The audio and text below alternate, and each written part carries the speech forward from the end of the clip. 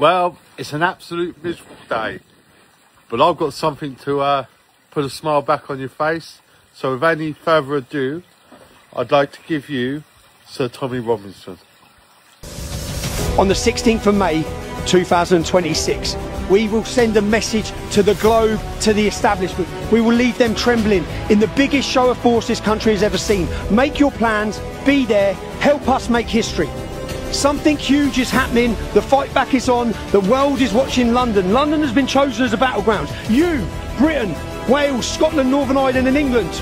Our country has been chosen, the world is watching. We want to inspire the world that we unite in this nation, we unite in the West. Join us, make your plans for a celebration of culture, identity in London on the 16th of May 2026. Your country needs you. Told you tonight, let's fucking go!